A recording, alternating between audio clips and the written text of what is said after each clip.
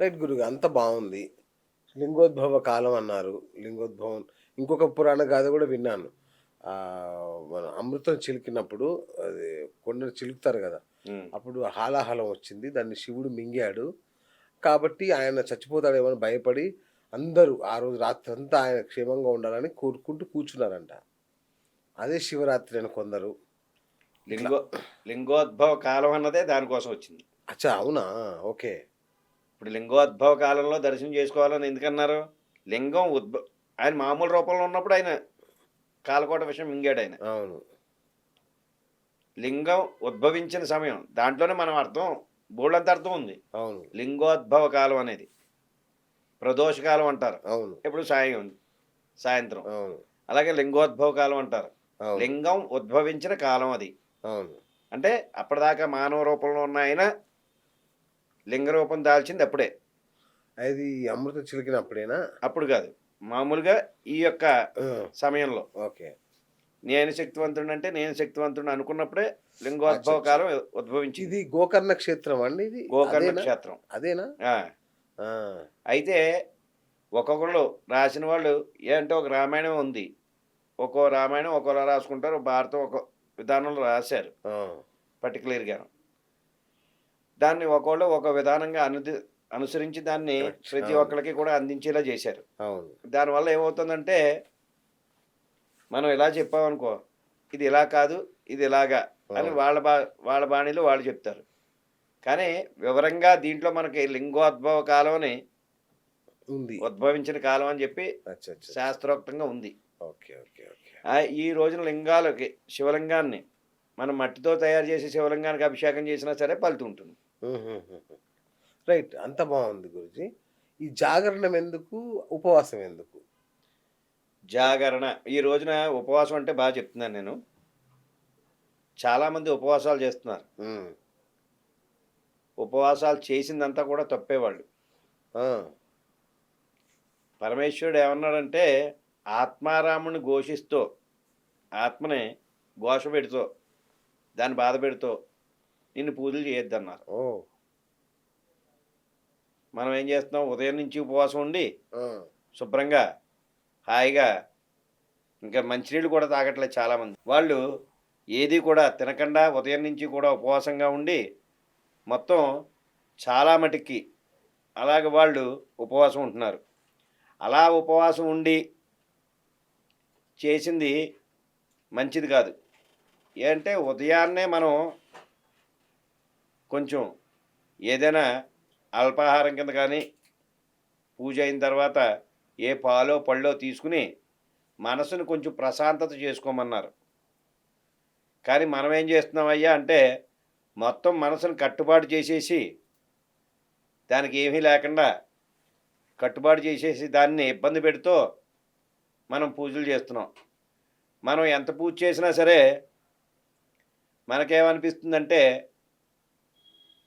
ఏమిటి సంధ్యా సమయం అయిపోయింది, చీకటి పడిపోతుంది, ఇంకా అభిషేకం అవ్వట్లేదు, ఇంకా పూజలు అవ్వట్లేదు, ఏదో ప్రసాదం గబగబలాడుతూ ఈ పూజ అయిపోతే గమ్మున ఏదైనా తినచ్చు అని చెప్పి మనం ఆ యొక్క ఈశ్వరుడి మీద ఆ శక్తి లేకుండా, ఆ యొక్క భక్తి ఈశ్వరుడి మీద లేకుండా మనం ఏదోటి తినేయాలి, ఏదోటి చెయ్యాలని చెప్పి గబగబా ఆ వండుకునే దాని మీదకే మనసు లాగుతూ ఉంటుంది. అటువంటి పరిస్థితుల్లో కటిక ఉపవాసాలు చేయాలని కానీ, మీరు మనసు ప్రశాంతంగా పెట్టుకుని ఆ ఈశ్వరుడి మీద ఉండాలి. ఆ మనసు ప్రశాంతంగా పెట్టుకోవాలంటే కనుక మన యొక్క ఆత్మారాముణ్ణి కొంత కాకపోతేనే కొంతైనా సంప్రోక్షణ చేసుకోవాలి. హుహు. అంటే ద్రవ పదార్థాలు తీసుకోవచ్చా? ఏదైనా ఏ పళ్ళో పాలో ఏ ఒకటి తీసుకుని ఆహా! చేయొచ్చు. మనం ఏం చేస్తున్నామంటే కటిక ఉపవాసం చేసేసి రామ రామ రామ ఈశ్వర ఈశ్వర అంటే కరుణించడు. అవును. అంటే మనకి రామ మీద ఉండదు, ఈశ్వరుడి మీద ఉండదు. కాసేపు చేస్తాం, తర్వాత ఏం చేస్తామంటే ఉదరం మీదే ఉంటదా? ఎప్పుడు ఇంటికెళ్ళాక ఇడ్లీ వేసుకుందామా, దోశ వేసుకుందామా, లేకపోతే బజ్జీ వేసుకుందామా, అవును. వీటి మీదే మనసు లాగుతూ ఉంటుంది. అయితే శివరాత్రి రోజున జాగారం అన్నది వీళ్ళు పితృదేవతల యొక్క పొద్దున్నే తర్పణాలు అవి ఇచ్చుకుని ఏవో దాన ధర్మాలు చేసుకుని ఆ రోజున చీకటి పడే సమయానికి దేవతలు తిరిగే సమయం అంటారు. సాయం సంధ్యా ఉమ్, సమయం నుంచి. ఉమ్, అప్పటి నుంచి అభిషేకం జరుగుతుంది కనుక పితృదేవతల యొక్క అనుగ్రహం కలుగుతుంది. అదేవిధంగా ఆ యొక్క స్వామి వారి యొక్క అనుగ్రహం కలుగుతుందని చెప్పి వాళ్ళు చక్కగా అక్కడ జాగ్రత్త. జాగార దీక్ష చేస్తారు. ఓకే. చేసి భజనలు కానీ పూజలు కానీ ఏవో ఒకటి చేసుకుంటూ ఉంటారు. ఉమ్, అది లింగోద్భవ కాలం దాకా చేసేవాళ్ళు కొంతమంది ఉన్నారు. అంటే రాత్రి 12 గంటల దాకా చేసేవాళ్ళు కొంతమంది ఉన్నారు. ఉమ్, రాత్రి తెల్లవార్లు చేసేవాళ్ళు కూడా ఉన్నారు. అవును.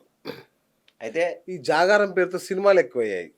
నిజంగా మీరు సినిమాలంటే ఒక విషయం చెప్తాను. మనం అక్కడికి వెళ్ళి ఈశ్వరుని ఇంకోళ్ళని ఎవరిని తలవట్లేదు. ఇవాళ ఒక సినిమా ఏం చేస్తున్నారంటే రాత్రి 3 సినిమాలు వేస్తున్నాడు అవును. శివరాత్రికని. అవును. ఆ దేవుడి సినిమా ఒక్కటే ఉండదు దాంట్లో. అవును. నిజంగా దేవుడి సినిమా వేస్తే కనుక చూడరు.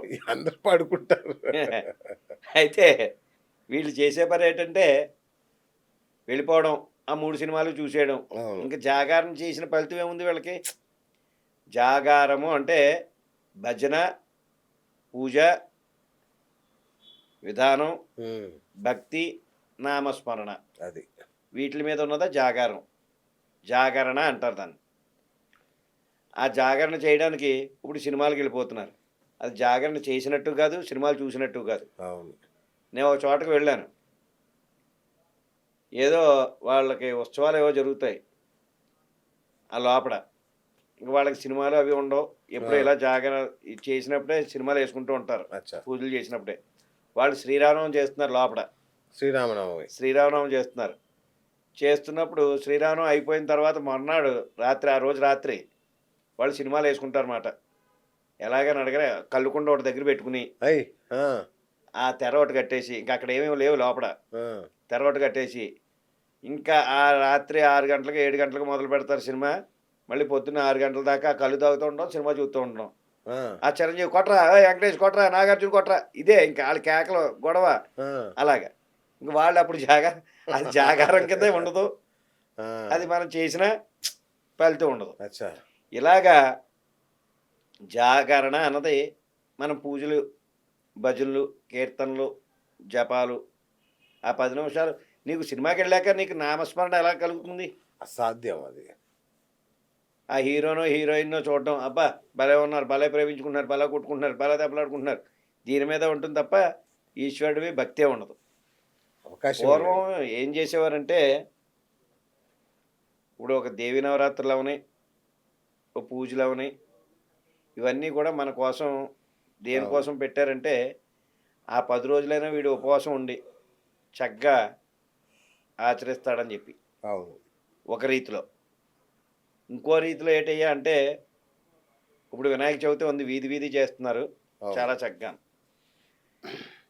ఇప్పుడు అది కమర్షియల్ అయిపోయింది. ఆ వీధిలో పెద్ద వినాయకుడిని పెట్టాడు, ఈ వీధిలో ఇంకొంచెం పెద్ద వినాయకుడిని పెట్టాలని చెప్పి లడ్డు మళ్ళీ లడ్డు పాట ఒకటి, పెద్ద కమర్షియల్ అది. ఇదంతా చాలా ఎక్కువగా అయిపోయింది. ఇది వరకు పూర్వం అలా కాదు. వినాయక చవితి అని ఇంకో దేవి నవరాత్రులు అని ఈ పూజలు దేనికి పెట్టారంటే పందిర్లు వేయాలి, వీధిలో పందిట్లో పూజ చేయాలన్నది పూజ కోసం కొంత. ఇంకోటి ఏంటంటే బ్రిటిష్ వాళ్ళు మన మీద అఘాయిత్యాలు ఇవి చేస్తూ ఉండేవారు. అవును. అయితే ఒకరికొకరు ఎక్కడైనా సభలు పెట్టుకుంటే, సభలు పెట్టుకుని మనం 10 మంది కూర్చొని మాట్లాడుకుంటే వచ్చి కొట్టేసేవారు వాళ్ళు. ఆ, అలా కొట్టకుండా ఉండడం కోసం ఇక్కడ వినాయకుడిని నిలబెట్టి పందిట్లో 10 మంది కూర్చుంటే వినాయకుడు పూజ చేసుకుంటున్నారు అనుకుంటూ ఉంటారు. అవును. అలా అక్కడ 10 మంది చేరి ఓ, రేపు మనం జరగబోయేవి ఏంటి, మనం నిర్ణయించుకునేవి ఏంటి అనేసి అచ్చా. అప్పుడు దానికి ఒక కారణం. అది కూడా అలా మాయ సభ కింద, ఆ సభ ఆ, కింద కూడా ఉపయోగపడింది అది వా వా వా. ఆ, వినాయక చవితి అన్నది. అలాగే దేవి నవరాత్రులు, ఆ దేవిని నిలబెట్టినప్పుడు అప్పుడు 10 మంది కూడి ఏంటో మనం ఏం చేద్దాం, ఎలా చేద్దాం ఏంటనేది. ఉమ్, ఇలా ఒక్కోదానికి ఒక్కోటి ఉంది, ఒక్కోదానికి ఒక్కోటి ఉంది. అచ్చచ్చా. మన సంస్కృతిలో మన సంస్కృతిలో ఏమిటంటే ఒకదానికి ఇలా బలానా రోజు నువ్వు శివరాత్రి రోజున స్నానం చేయాలి ఆ, అని ఉందనుకోండి, దానికి ఏదో లింక్ ఉంటుంది, ఉమ్, కారణం ఉంటుంది. కారణం లేకుండా ఇది అంతే కదా. దాని అవును. ప్రభావం. ఇప్పుడు ఆషాఢం రోజున, ఆషాఢం వచ్చిందంటే అల్లుడు అత్తారింటికి వెళ్ళకూడదు అంటారు అవును. అన్న అల్లాళ్ళును. ఆషాఢం రోజున ఎందుకు వెళ్ళకూడదు, ఇంకా బోల్డెన్ నెలలు ఉన్నాయి కదా అవును. అని అడుగుతారు. మామూలుగా అయితే కనుక కొంతమంది వ్యవసాయదారులు, ఇదివరకు పూర్వం అందరూ వ్యవసాయమే, అంతే కదా! కరెక్ట్గా చినుకులు పడే సమయం కూడా అదే. అవును. మనకు వర్షాలు పడే సమయం కూడా ఆషాఢంలోనే. ఈ సమయాన్ని ఈడెళ్ళి అత్తారింట్లో పడుకుంటే ఇక్కడ వ్యవసాయం చేసేవాడు ఎవడు? అచ్చచ్చచ్చా! అదొక కారణం. ఆ! ఇంకో కారణం ఏంటయ్యా అంటే, మే నెలలో పెళ్ళవుతుంది. జూన్, జూలైలో ఈళ్ళిద్దరూ కలుస్తారు. హ్మ్. కలిసాక కరెక్ట్‌గా ఆషాఢ సమయం అది. ఆషాఢ సమయంలో భార్యతో కలిస్తే గనక చిత్తకార్తెలో అబ్బాయి పుడతాడు ఈడికి. హుహుహు. అంటే మంచి నిండి వేసవికాలంలో అబ్బాయి పుడతాడు. హ్మ్. వేసవికాలంలో అబ్బాయి పుట్టడం వల్ల ఈ పిల్లాడికి ఆరోగ్య విషయంలో తేడాలొస్తాయని చెప్పి అరెరే! సైన్స్ సైన్స్ కింద అదో లెక్క. ఆ! ఇలా మనకి మన సాంప్రదాయంలో ఉన్నవి చాలా ఒక్కో దానికి ఒక్కో లింక్ ఉంటుంది. అన్నీ సైన్స్‌కి సంబంధించినవే. ఉన్నాయి. మనం ఏం చేస్తామంటే, ఇప్పుడు 41 రోజు దీక్ష తీసుకుంట్రా బాబు, అవును. ఏదో మాలేసుకుంట్రా అంటే, 41 రోజు దీక్ష తీసుకునీళ్ళు పొద్దున్న ఇడ్లీ, సాయంత్రం ఇడ్లీ తింటున్నారు. అవును. దీక్ష అన్నదేంటి?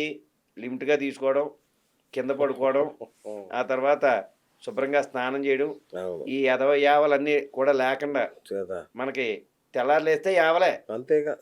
యావలన్నీ కొంచెం పక్కన పెట్టి, ఆ భగవంతుడి మీద ధ్యాస పెడతాడని. ఈ కింద పడుకోవడం వల్ల, తెల్లారుజామునే లేవడం వల్ల వీడికి బాగా తెలియని శక్తి పెరుగుతుంది. ఓకే. ఓకే. మొఖంలో కళొస్తుంది.